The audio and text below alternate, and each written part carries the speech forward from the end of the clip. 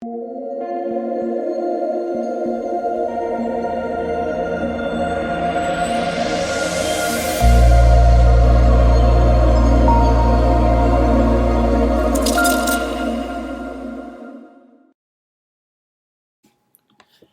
what is going on, guys? It's DK. Back at you with another video here. It's running the 2-game NBA main slate on Friday. Before I get into the video, if you guys are new to the channel, my name's DK. I make daily videos breaking down NBA, NFL, PGA, and esports. Daily fantasy sports slates. Before we get into analysis, I do want to say thank you guys again for all the support. Currently, right now, 4.64 thousand subscribers. The easiest way to support me, since all the content is currently free, just leave a like button on the video, subscribe to the channel if you haven't already, and hit the notification bell so you know when I upload videos, you know when I go live. I will be live streaming for this 2-game slate 30 minutes before lock, going over everything, then answering any questions you guys have at the end. Also, if you cannot watch the YouTube videos, I do upload an Apple Podcast. Link is in the description below, which is the DK DFS show. But with that out of the way, let's jump into the video. So before we get into players and the prices, let's take a quick look back at my lineup here from Thursday. So Thursday, I told you guys I was going risky. I was going full-on game stack. Almost got overtime. Almost got super lucky there. Not unfortunately. It was a good game. OG hit that 3 at the end. But yeah, I did not. I was slightly worried that Denver would not be able to keep it close. They're actually in it in the first. It's a close game, like almost to the end of the first quarter. So if that game stays close, I know I'll lose. But I told you guys I was going super, super risky and hoping for the blowout. We'll see how it goes. Sham and Montrez were not guys I'm excited about at all. The reason I played them was, again, I was hoping for the blowout. So we'll see how it goes. I mentioned I was really high on both the Toronto guards. VanVleet wasn't great, but he was okay at 7-7, and Lowry was amazing there at 7-5, 154 fantasy points. Tatum was a bit of a letdown. I don't regret the play at all. He shot like 5 of 18. Terrible shooting day. Yeah, if he just has a half-decent shooting day, he probably goes for close to 50. So I don't really regret it. Daniel Tice, I mentioned him, OG. Marcus Morris is the plays in the mid-range. OG was the guy I really wanted, but I went with Tice because I think OG had like 35 or 38 fantasy points, something like that. He had a really, really good day. Gasol, told you guys I was going there, and then Kemba. I went the full-on game stack. So that's really the look back here of my lineup. So let's now take a look at these Vegas odds for this 2-game slate. Bucks Heat, it's a 223.5 over/under. The Bucks are 5-point favorites. And then the Rockets Lakers, a 225.5 over/under. Lakers are 6-point favorites. Starter center today, and Anthony Davis is at 10-6. Of these stars, with him, LeBron James, Giannis Antetokounmpo, and James Harden, I think I like AD the best. He's also the cheapest of the 4. But I just think I like the individual matchup for him the best compared to the other guys, the other stars. Right, Giannis, Miami's done a really good job defending him. Lakers are pretty good defensively, to try to throw guys at Harden. And LeBron's is a little bit more expensive than AD. So I think he right now would probably be my preferred target if I was going to go with one of those spend-ups. He's going to play close to 40 minutes. Houston, they run small, so it's a mismatch for AD for sure. So that's why I like AD a good amount here. And he's also, again, the cheapest of the 4 stars on this slate. Bam Adebayo's at 8K. My issue is not necessarily that he had a kind of an off game, but only 33 minutes. He played 38 the first game. Like, that's a huge deal. Him missing out in 5 minutes, he wasn't in foul trouble. I mean, I know he fouled out at the end, but he was not like in early foul trouble or anything. So that does worry me. Like, if he's only going to play 32, 33 minutes, then I'm not really interested in him at 8K. But if he plays closer to the 38 to 40, then he looks a lot better. So makes him a bit risky. He's going to go low-owned. I know that for sure, just based off the last game. No one's going to play Bam Adebayo. He can still go for 50. No doubt about it. I kind of like him as a contrarian play. I don't think anyone will play him on the slate, but the upside is still there. And as long as he gets closer to the close to 40-minute mark, he's a guy that can definitely go for 50 plus. Brolo's at 5'6". If you need someone in the mid-range, it's okay. He'll play around 30 minutes. He's kind of a scoring-dependent center. even though he did have 7 rebounds last game. And Giannis will just eat up so many of those rebounds.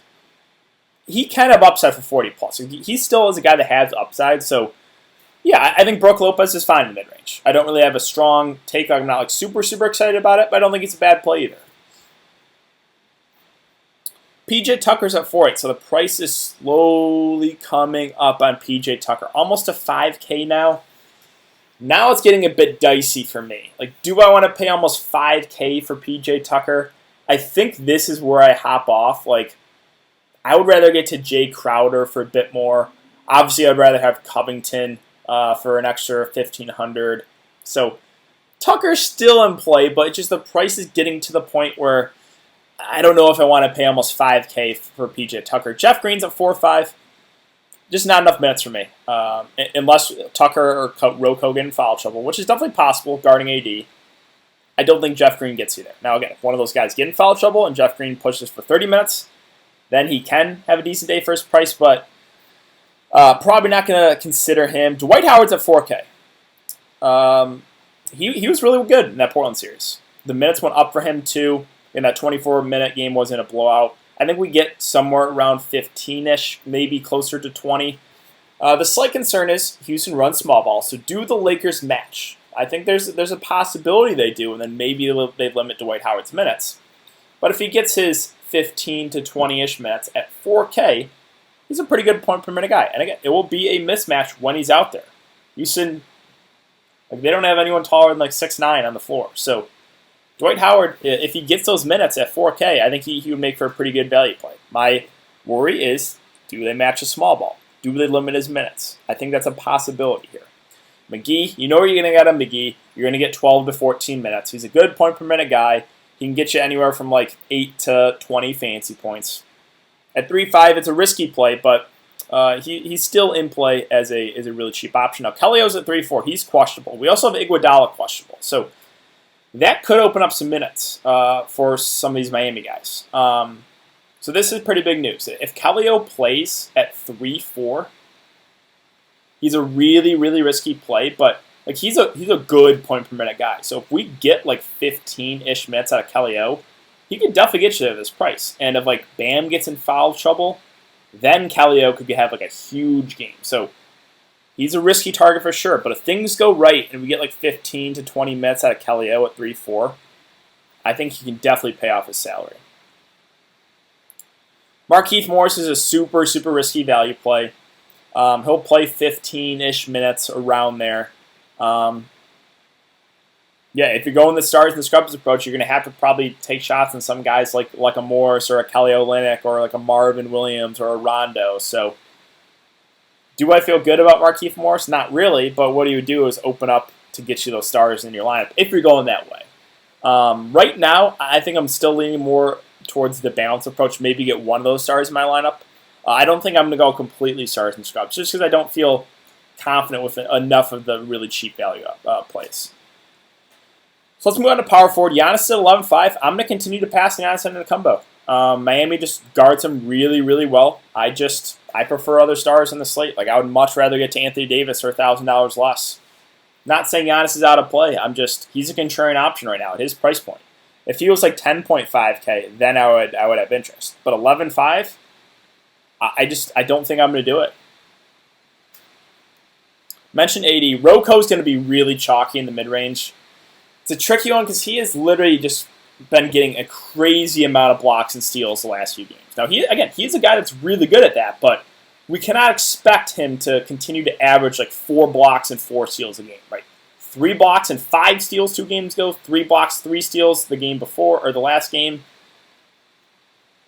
I like him in the mid-range.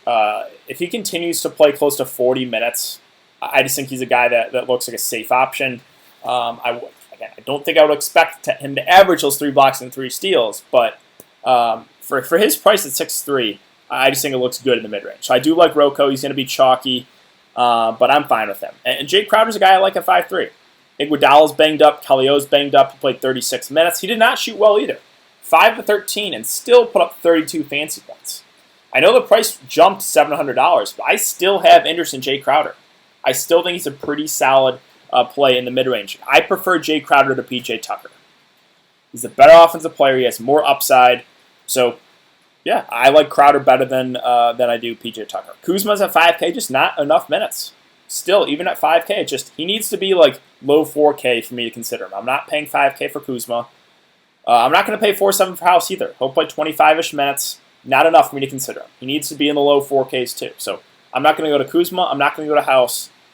Mentioned Kelly O if he plays. I think he's a viable punt. Same thing with Markieff Morris. Risky, but he's in play if you're going superstars and scrubs. And Marvin Williams is in play too. He'll play 20-ish minutes.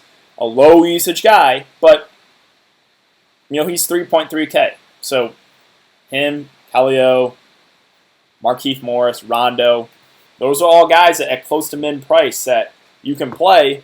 They're super, super risky, but again, what they do is they allow you to get those stars in your lineup if that's the direction you want to go.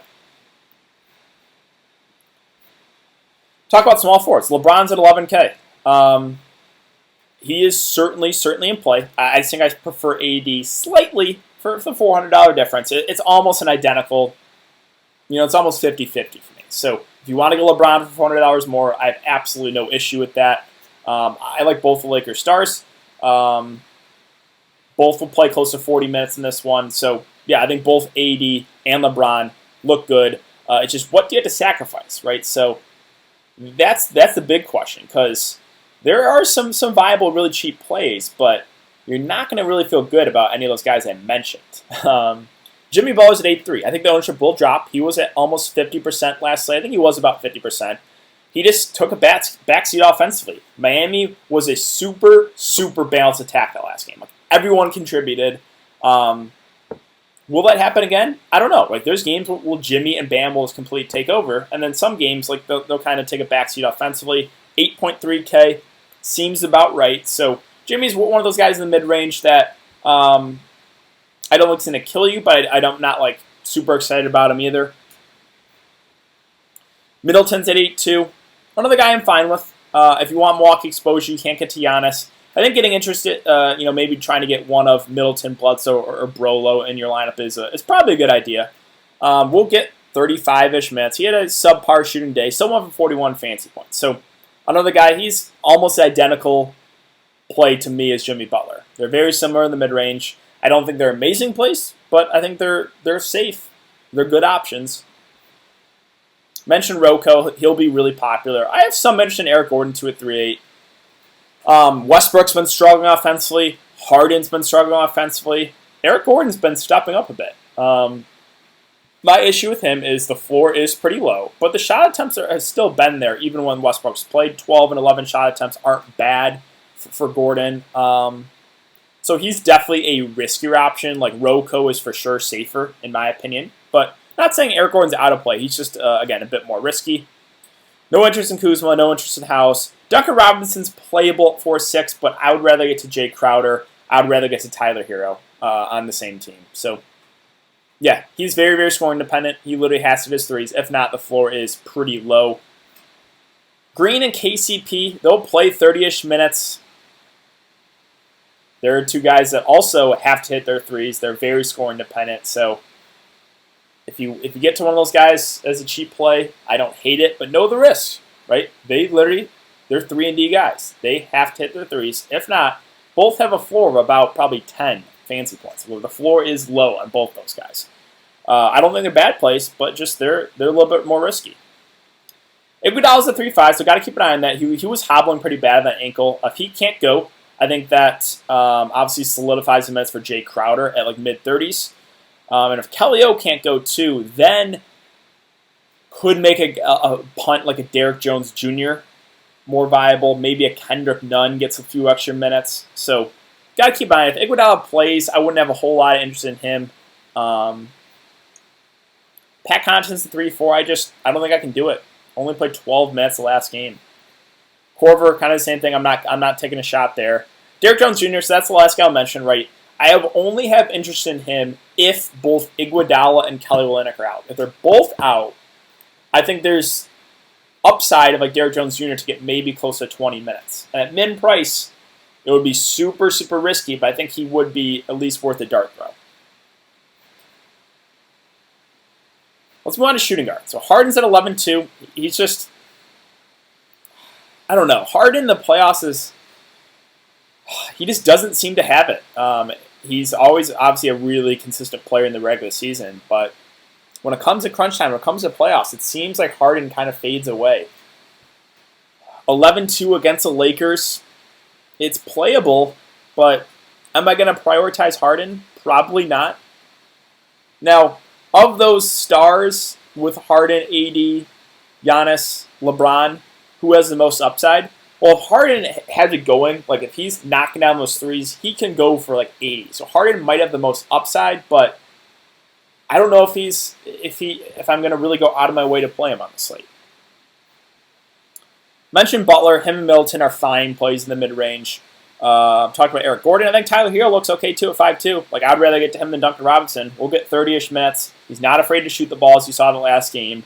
Yeah, I think he makes her a pretty good play as if you're going more the balanced approach, or if you need someone kind of a cheaper to mid-range play. I think Tyler Hero looks pretty solid.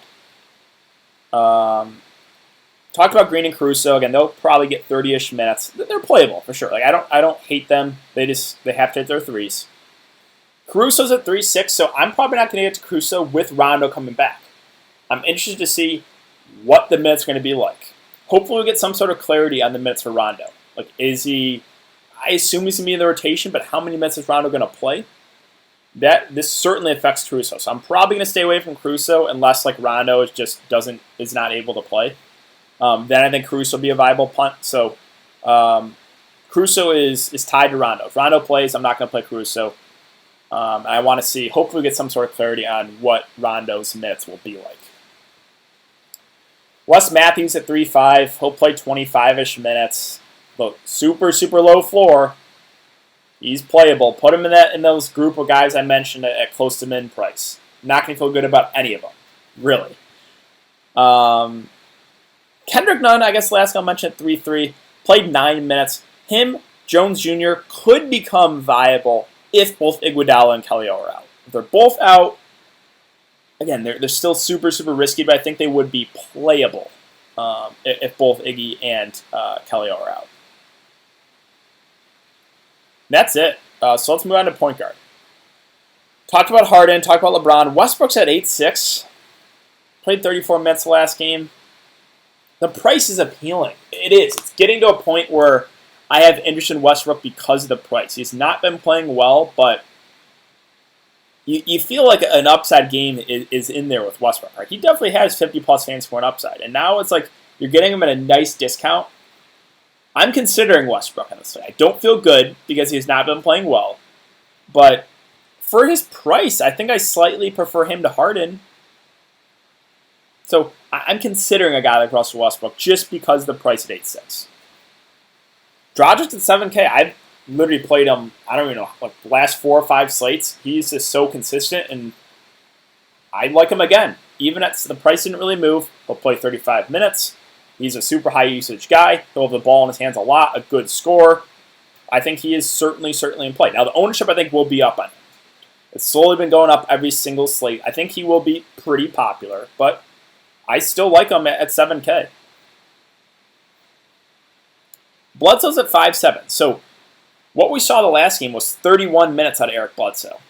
Normally we were getting like 25-ish minutes. So that is good to see.